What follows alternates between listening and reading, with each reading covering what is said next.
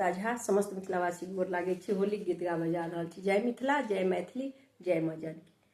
परदेसिया के धोतिया रंगा दे गोड़िया, परदेसिया परदेसिया के धोतिया रंगा दे गोड़िया, परदेसिया जब परदेसिया नगर बीच आयल, जब परदेसिया नगर बीच आयल, नगर बीच आयल, नगर बीच आयल।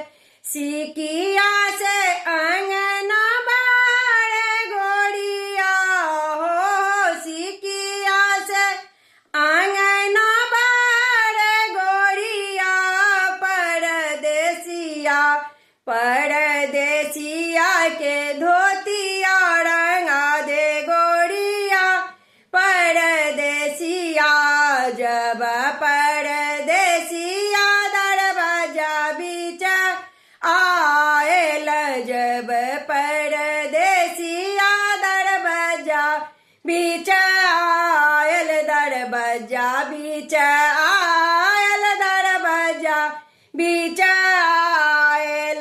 दूध सो अंगना निपद गोड़िया हो, दूध सो अंगना निपद गोड़िया, परदेसिया परदेसिया ले धोतिया रंगा दे गोड़िया, परदेसिया जब परदेसिया आंगना बीच आयल, जब परदेसिया आंगना बीच आयल, आंगना बीच आयल, आंगना बीच आयल।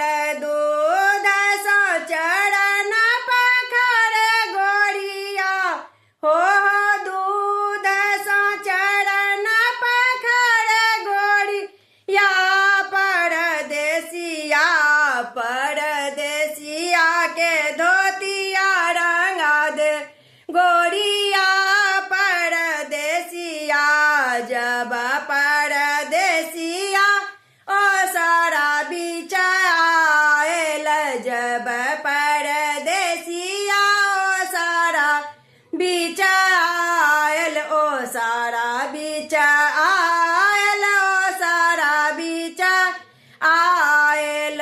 जल्दी सा पूड़िया छनाबे गोड़िया हो, जल्दी सा पूड़िया छनाबे गोड़िया, परदेसिया परदेसिया के धोतिया रंगाबे गोड़िया, परदेसिया जब परदेसिया घर बीच आयल, जब परदेसिया घर बीच आयल, घर बीच आयल, घर बीच आयल।